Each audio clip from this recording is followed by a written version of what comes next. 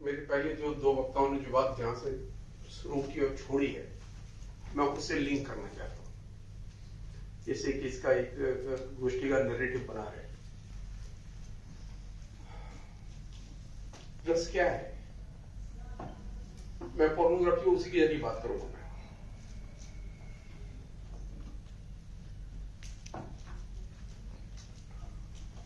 बहुत ही simple language में कह रहा हूं मैं आपसे, और बहुत ही विनम्रता के साथ कह रहा हूं कि रस का मतलब है अनुभूति।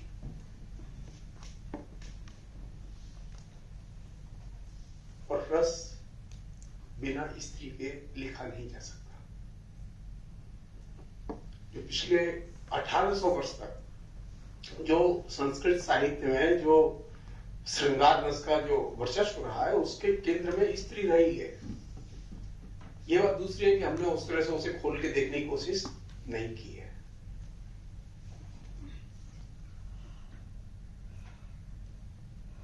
और ये जो हमारा देश है जिसमें हम लोग रहते हैं, अगर क्षितिमोहन सेन के शब्दों को उधार ले कहूं तो ये आलसियों का देश है।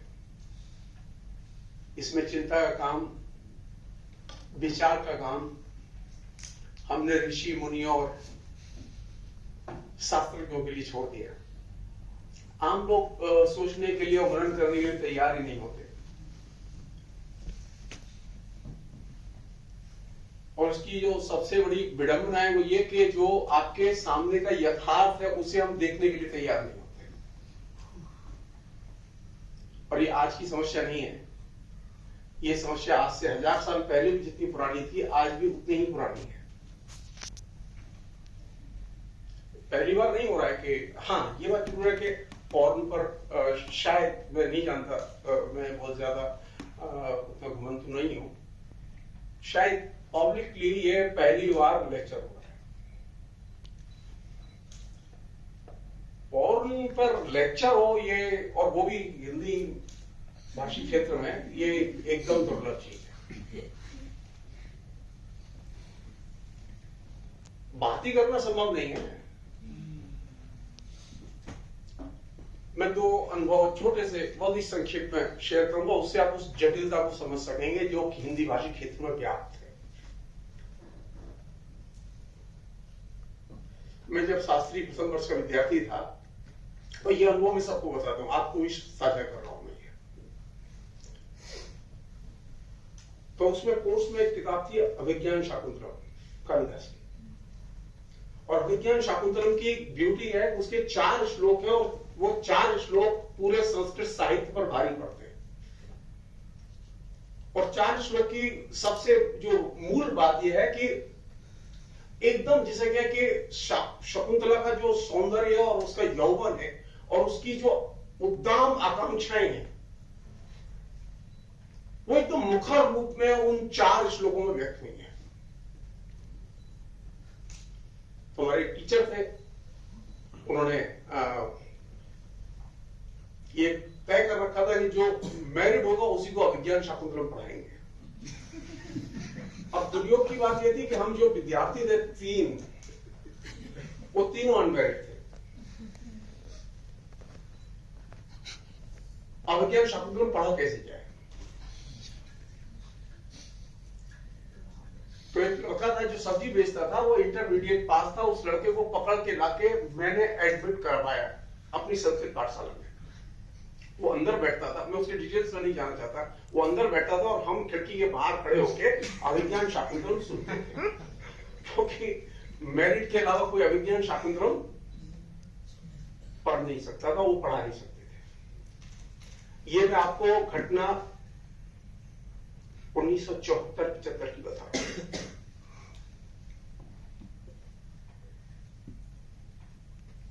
दूसरी घटना बताऊं जब मैं टीचर बना। मैं कलकत्ता विश्वविद्यालय पढ़ाने गया,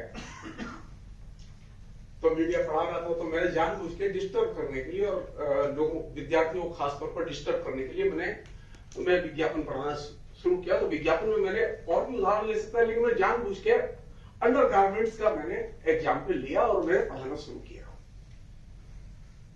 अब पूरी क्लास में लड़के लड़कियां, उसके 7-8 विद्यार्थी थे लड़के। अब लड़कियां ट्रेडिशनल लड़कियां, वो भी हिंदी की लड़कियां, अब लड़कियों में भयानक डिबेट की क्लास में अंडर गारमेंट्स के बारे में बताएंगे, पतन हो गया, क्लास डिवाइड हो गई। और यह घटना 1990 की।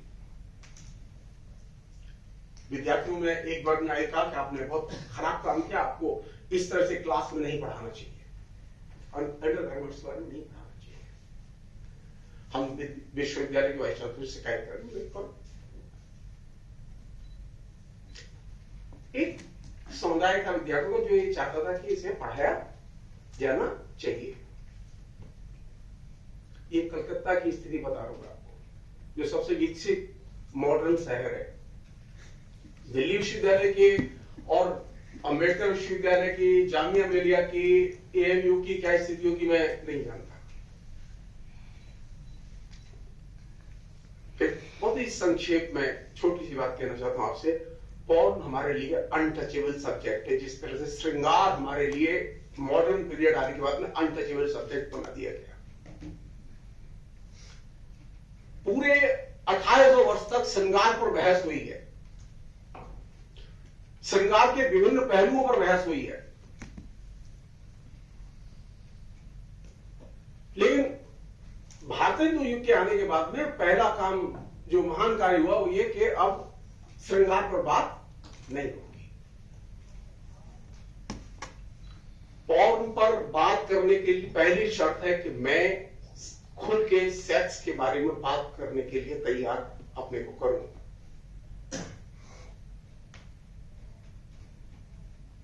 हम सेक्स पर बात नहीं करते, हम ये चाहते तो हैं। आप उठा के देखिए हिंदुस्तान के यूनिवर्सिटीज के पाठ्यक्रमों को, कहीं पर भी किसी भी जगह मीडिया स्टडीज, मास कल्चर, किसी के भी कोर्स में आपको पॉर्न की स्टडीज को लेके कोई भी पाठ्यक्रम नहीं मिलेगा।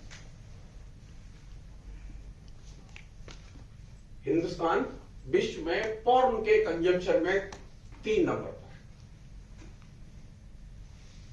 No study. कमाल है।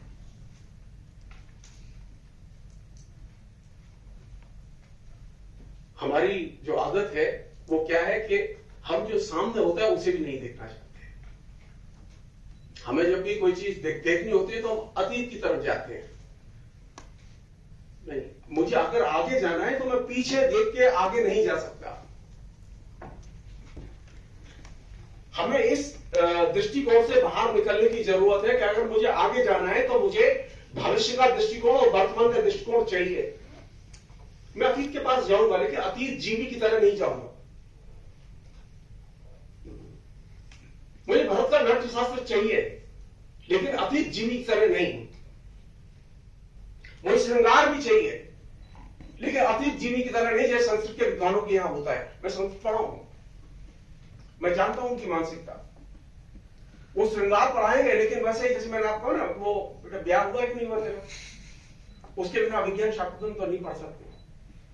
और आपको जान के आश्चर्य होगा, पूरे संस्कृत विश्वविद्यालय के पूरे स्ट्रक्चर में कहीं पर भी वात्स्यायन का कामसूत्र नहीं पढ़ाया जाता। श्रृंगार रस की रचनाएं पढ़ाई जाती है, पाठ्यक्रम में है, लेकिन कामसूत्र नहीं पढ़ाया जाता। क्यों? ये तो चर्चा की चीज नहीं है कि हम इस पर बात करें।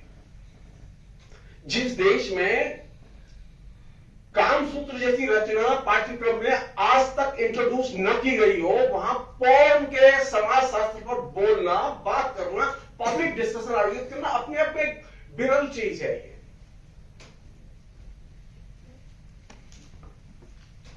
तो पहली शर्त यह है कि मैं पॉर्न पर या सेक्स पर बात करने के लिए तैयार। मेरे लिए पॉर्न एक अनटचेबल सब्जेक्ट नहीं है। और मैं ही क्यों, दुनिया के अनेक बड़े लोग, एडवर्ड स्मिथ ने तो अपने मेमोर में बहुत ही खुल के कहा कि वो यंग एज में पॉर्न देखते थे। हम में से कितने ऐसे टीचर हैं, प्रोफेसर हैं जो कहने के लिए तैयार हैं कि वो खुल के क्या क्या करते थे। हमारे तो बोलने के लिए हिम्मत ही नहीं है, क्योंकि हमें पहली चीज क्या बताई जाती है? छिपाने की कला। हम मास्टर हैं इसके। पॉर्न पर बात करने के लिए पहली शर्त है, मॉडर्न होने के लिए पहली शर्त है कि आप छपाने की कला के मास्टर न हो, बल्कि उद्घाटन की कला के मास्टर हो।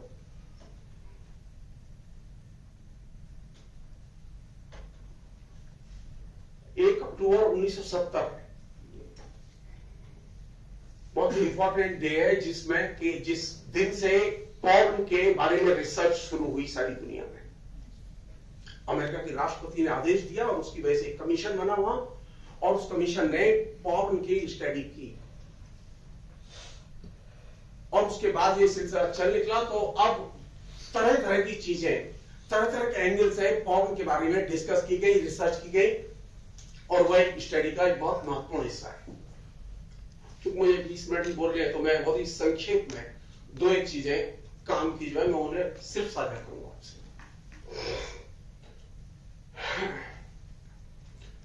वो ये कि दो तरह के लोग हैं जो ये मानते हैं। एक तरफ ये सच है कि पॉर्न के बारे में चर्चा को सबसे पहले सार्वजनिक बनाया स्त्रीवादियों ने, फेमिनिस्टों ने। उनके प्रयासों से पॉर्न पब्लिक डिस्कोर्स का एक बुनियादी संघर्ष का एक बुनियादी प्रश्न बना, और ये एक बहुत बड़ी चीज थी आज भी। उनकी धारणाएं हैं। तो जब पॉर्न के समाजशास्त्र की बात करेंगे तो पहली समस्या है पॉर्न के कॉन्सेप्ट की। दूसरी है, क्योंकि एकेडमिक्स के लोग हैं, तो दूसरा यह कि उसकी जो अभी तक की रिसर्च किस तरह की हुई है हिंदुस्तान में, किस तरह के बारे में अध्ययन अध्यापन हुआ है उसके बारे में, पॉर्न के बारे में, जिसे हम लोग कहते हैं लिटरेचर सर्वे। तो पॉर्न के बारे में लिटरेचर सर्वे करना एक हमारा काम है। थर्ड चीज है पॉर्न के कॉन्सेप्ट को लेकर कि पॉर्न किसे कहें। और फोर्थ है, जिसको कि पॉर्न की सोशियोलॉजी के लिहाज से इंपॉर्टेंट मान सकते हैं, वो ये पॉर्न का इंपैक्ट क्या होता है। फेमिनिस्टों का ये मानना है कि पॉर्न का एक व्यापक इंपैक्ट ये होता है कि पॉर्न जो है वो दर्शक को या यूजर है उसको वो वायलेंट बनाती है, समाज को वायलेंट बनाती है, वो आक्रामक बिहेवियर वो तैयार करती है। फेमिनिस्टों का दूसरा जो प्रस्थान बिंदु है, जिसको कि उन्होंने बहुत ही महत्वपूर्ण और अच्छे ढंग से रखा है, वो ये कि पॉर्न का लक्ष्य क्या है। पॉर्न का लक्ष्य है समर्पण करो, परमात्मा अर्पण। जो पॉर्न देखते हैं वे फिर अपने बस में नहीं होते, वो फिर पॉर्न के बस में होते हैं। तो समर्पण करो और माता अर्पणों के तहत इसमें दोनों तरफ मार है। स्त्री की भी स्थिति है कि वह गुलामी की दशा में जाती है, और पुरुष की भी स्थिति है कि वह गुलामी की दशा में जाता है। ऐसा नहीं कि पॉर्न से पुरुष को कुछ ज्यादा सुख मिलता है और स्त्री को ज्यादा कष्ट मिलता है, दोनों ही तरफ पॉर्न की मार है। इसलिए पॉर्न पर बात करते समय ये हमें ये चीज हमेशा ध्यान में रखनी चाहिए कि पॉर्न जो है वो सिर्फ स्त्री विरोधी ही नहीं होता, पॉर्न पुरुष विरोधी भी है।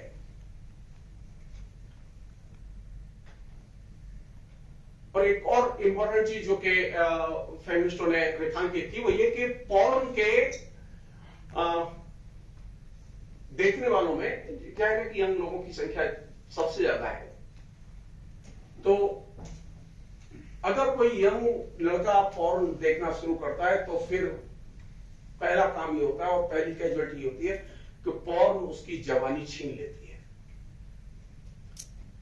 अब वो फिर अपने हिसाब से नहीं जीता, पॉर्न के अनुगामी के तौर पर वो जीवन यापन करता है। सो पॉर्न का जो डायमेंशन है, जो कि पॉर्न के ग्रिप में जो आया वो पॉर्न के की गुलामी में चला गया, ये डायमेंशन अपने आप में निश्चित तौर पर चिंता की चीज है। हर चीज जिसको कि दूसरे एंगल के लोगों ने रेखांकित किया है, कुछ लोग हैं ऐसे और दर्शकों में तो अधिकतर है ऐसे जो पॉर्न के दर्शक हैं। मैं निजी तौर पर पॉर्न मैंने देखी है, मैं ये नहीं कह सकता पॉर्न नहीं देखी मैंने। पॉर्न देखी नहीं होती तो मैं पॉर्न पर लिख कैसे सकता था? मैं पॉर्न पर बोलूंगा कैसे? बिना देखे तो नहीं बोल सकते।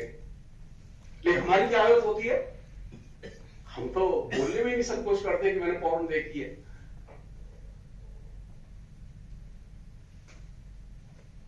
क्योंकि अभी सुनील जी ने बहुत सारी बातें बिहारी के बारे में कही थी। बिहारी की बहुत शानदार पंक्ति है होठों के बारे में।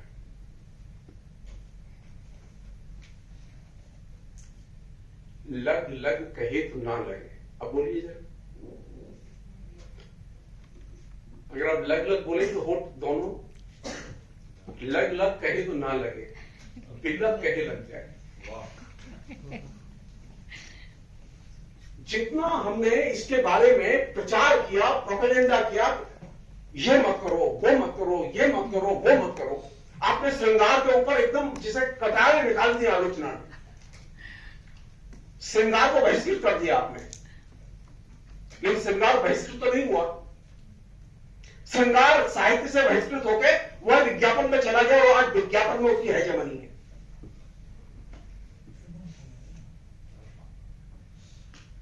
उसने पूरे मास मीडिया को और मास कल्चर को पूरा अपनी ग्रिप में ले लिया, साहित्य को छोड़ दिया उसने।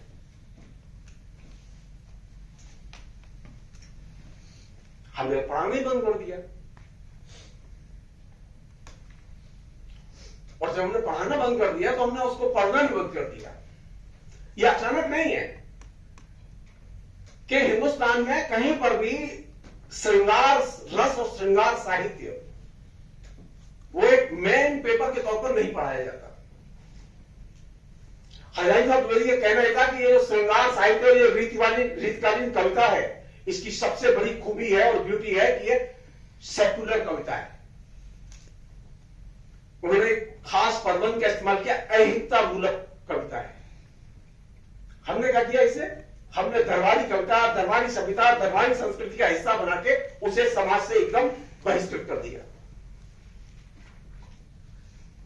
हम चाहते हैं ना समाज का सेकुलराइजेशन हो, तो समाज के सेकुलराइजेशन में श्रृंगार रस की बहुत बड़ी भूमिका थी।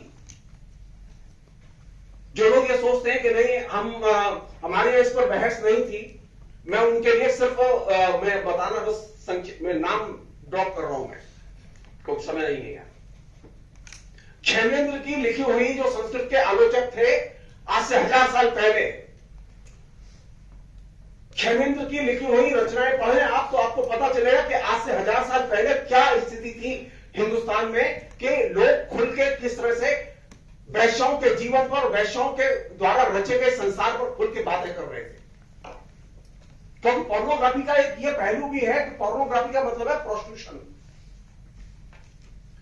जो फेमिनिस्ट है उनके डिस्कोर्स का यह हिस्सा है कि पोर्नोग्राफी प्रोस्टिट्यूशन को पल्लवित और पुष्पित करती है, और ये पोर्नोग्राफी और प्रोस्टिट्यूशन ये दोनों इंटीग्रेटेड ढंग से मॉडर्न डिस्कोर्स में दाखिल होते हैं। हमारे ट्रेडिशन में क्षेमेंद्र सबसे बड़ा आलोचक है संस्कृत का।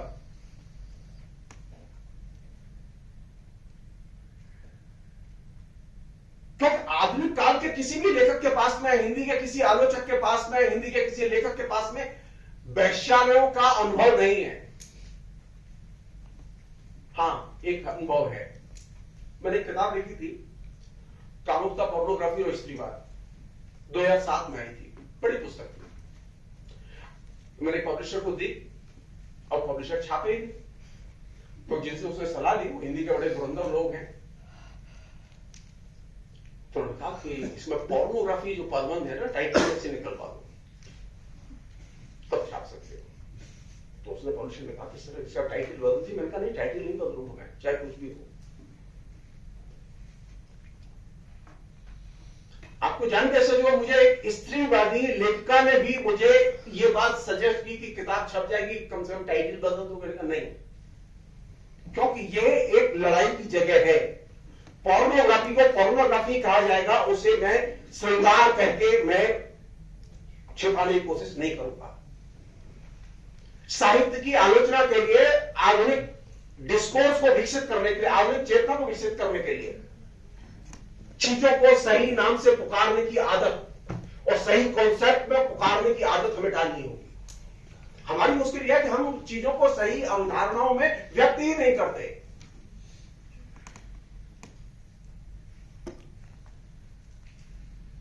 अगर आप चीजों को सही नाम से नहीं पुकारेंगे तो बहस किससे होगी?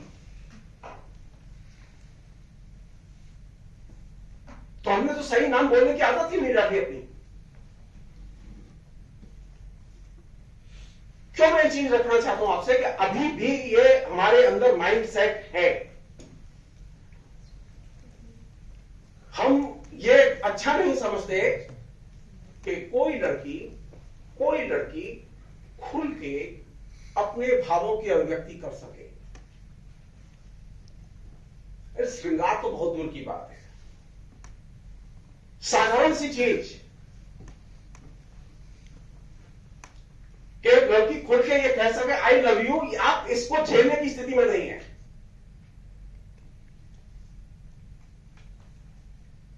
बवाल हो जाएगा, पूरे कैंपस में बवाल हो जाएगा इस बात में।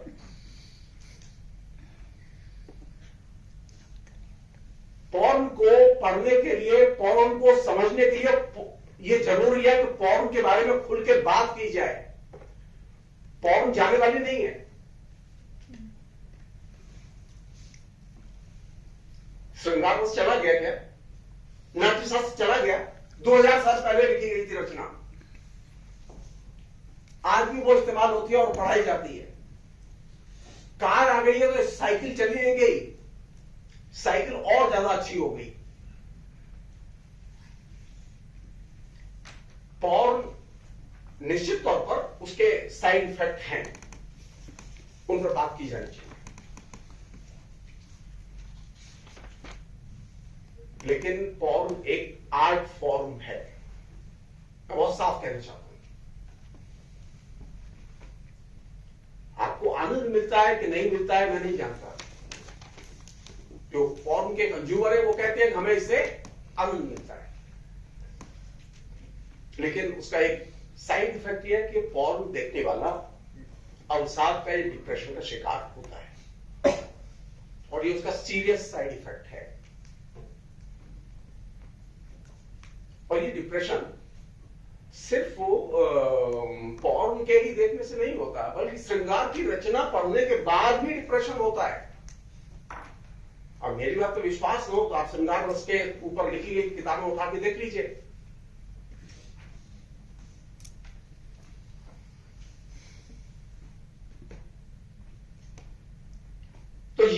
ये तो चीज समझ में आई कि उसका साइड इफेक्ट होता है, लेकिन ये कहना कि वो न पढ़ी जाए न देखी जाए, लेकिन वो तो देखी जा रही है। आज की स्थिति क्या है? आज की स्थिति है हर मोबाइल में पॉर्न है।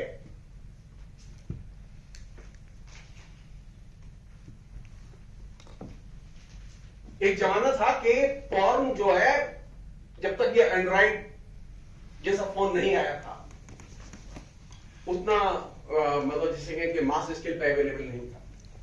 लेकिन आज स्थिति है कि वो 80% से अधिक लोगों के मोबाइल में पॉर्न है। इसका मतलब पॉर्न एक अब दुर्लभ विषय नहीं है।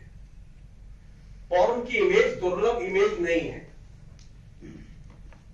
तो नया जो शिफ्ट है वो क्या है? पॉर्न आपके सार्वजनिक जीवन में दाखिल हो चुका है।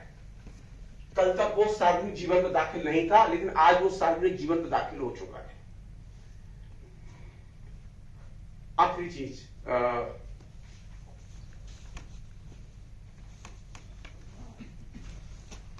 दो तीन तरीके हो सकते हैं।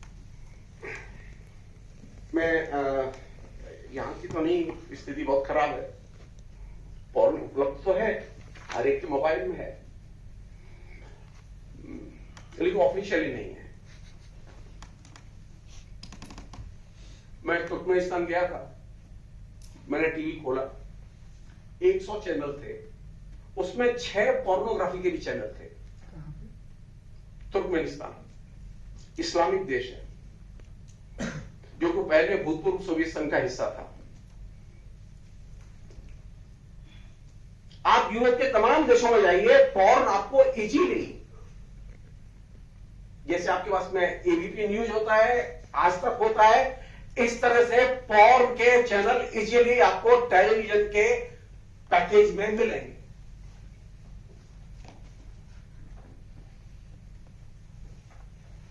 हमारे हम तो बात ही नहीं करते, जिसे देखना है देख ले, हम बात नहीं करेंगे। नहीं,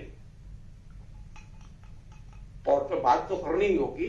सवाल यह कि बात करने के लिए का सलीका भी विकसित करना होगा। पॉर्न का एक अन्य जो बहुत महत्वपूर्ण प्रभाव है, वो बात कह के मैं अपनी बात फिलहाल नहीं रोकूंगा।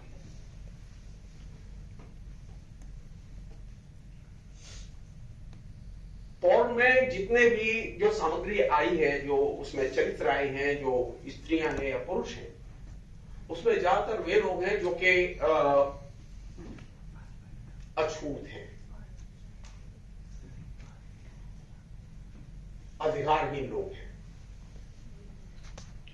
वो ब्लैक्स हैं, वो अधिकारहीन श्वेत स्त्रियां हैं, वो अफ्रीकी अमेरिकन हैं, और हमारे यहां तो सविता भाभी है। भारतीय पोर्नोग्राफी के जो शुरुआत है, उसमें सबसे पॉपुलर कैरेक्टर है, वो कौन सा है? एकदम ट्रेडिशनल कैरेक्टर।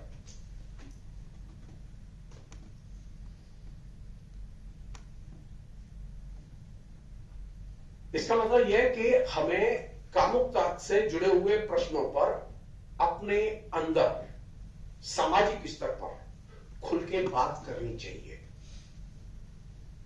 आपके पत्रिका नहीं है, आपके अखबार नहीं है, आपके यहाँ लिटरेरी मैगजीन्स नहीं है, जितने ये सामग्री मिले आपको, आपके यहाँ इंटरनेट पर लिखने वाले लोग नहीं है जो इन पर लिख सकें। क्यों? क्योंकि हम ये मानते हैं कि इन विषयों पर बात नहीं करनी। जो बात करता है वो कौन है? भ्रष्ट, चरित्रहीन, बिगड़ा हुआ। जी नहीं।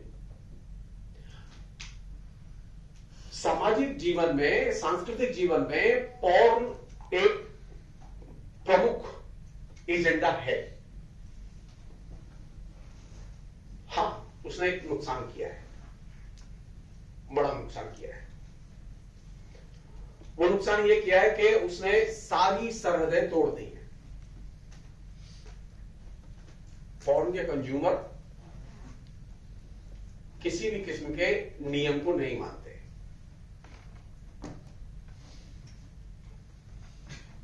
और जाहिर है ये जो नियमहीनता है, इसे हम जो सो कॉल्ड कलापारखी लोग हैं, आलोचक लोग हैं, वो हम नियमहीनता को नहीं मानते। पॉर्न की ब्यूटी है कि वह अपने कंज्यूमर में, अपने उपभोक्ता में, यूजर में वह नियमहीनता पैदा करता है। वो नियमहीनता वो उसे सेल्फिश भी बना सकती है, अनार्किस्ट भी बना सकती है, वो किसी भी दिशा में ले जा सकती है, क्योंकि आप उससे बात नहीं करते। तो पॉर्न पर इस दृष्टि से बात नहीं करना चाहिए। पॉर्न आनंद देता है, आनंद सभी कल आनंद देते हैं। पॉर्न पर इस दृष्टि से बात करनी चाहिए कि क्या पॉर्न समाज के लिए रिलेवेंट है? क्या पॉर्न में जो चित्रण किए जा रहे हैं, जिसे कहें हम लोग काम क्रीड़ाओं के उत्तेजक रूप और उनका प्रदर्शन, जो कि पॉर्न के कॉन्सेप्ट का एक बुनियादी हिस्सा है, वे चीजें क्या समाज की प्रगति के लिए साधक है या बाधक है? ये भी कह सकते हैं। मतलब अगर सचमुच में हम डेवलप करना चाहते हैं, क्योंकि पॉर्न के सेंटर में स्त्री है, और इन दिनों पिछले 2-3 साल से जो एक डेवलपमेंट है वो ये कि जो तरुण हैं, मतलब 18 इयर्स से नीचे की जो लड़कियां हैं, वे उसके सेंटर में, और समलैंगिक जो है, लेस्बियन जो है, वो उसके सेंटर में है। कि पिछले 3 साल से जो स्पेशली जो चेंज नोटिस किया गया है वो ये कि तरुण और समलैंगिक लेस्बियन, इनकी सामग्री सबसे ज्यादा देखी जा रही है और उस पर लोग जा रहे हैं। तो ये जो एरिया, जो राइजिंग क्षेत्र है टीनेजर्स का, दिल्ली में मैक्स हॉस्पिटल ने सर्वे किया, जो कि इंटरनेट पर जिसकी सूचना अवेलेबल है, उस सर्वे की ब्यूटी ये थी कि उसमें पता चला कि जो पब्लिक स्कूल में पढ़ने वाले बच्चे हैं, उन बच्चों में 45% बच्चे ऐसे हैं जिन्होंने पोर्न देख लिया और आपस में पोर्न पर डिस्कस करते हैं। लेकिन हम तो कोई बात ही नहीं करते। तो ये जो एक जो आखिरी जो बात मैं कह के यही रोकूंगा मैं, वो ये कि असल संकट क्या है। असल संकट यह है कि जिसे कीर्तिमोहन सेन ने अपने शब्दों में कहा था कि महाभारत क्यों हुआ था, तो वो कहते हैं परिचय के अभाव की वजह से हुआ था। अगर अर्जुन और कर्ण एक दूसरे को जानते होते तो महाभारत नहीं होता। हमारे यहां जितनी दुर्घटनाएं हुई, सांस्कृतिक दुर्घटनाएं हुई, जिनका चित्रण मिलता है, उसमें जो महत्वपूर्ण चीज है वो ये परिचय का अभाव। हम विधाओं में भी हमारे यहां जो सांस्कृतिक दुर्घटनाएं हो रही हैं, जिनमें पोर्न भी एक है, उसका एक बड़ा कारण है कि हमारा उसके साथ में परिचय का अभाव। पोर्न के प्रति अवेयरनेस पैदा की जानी चाहिए। उसका एक रूप है सेक्स एजुकेशन, जो कंपल्सरी है। मेरा मानना है कि पोर्न के बारे में मिनिमम जो मीडिया लिटरेसी है, उसमें एक पाठ्यक्रम में जगह तो होनी चाहिए। तो पोर्न पर बात की जाए और पोर्न देखा न जाए, यह संभव नहीं है। अब मुश्किल क्या है, पोर्न देखा तो जा रहा है लेकिन बात नहीं कर रहे हैं। ये स्थिति बदलनी चाहिए। बहुत बहुत शुक्रिया, थैंक यू।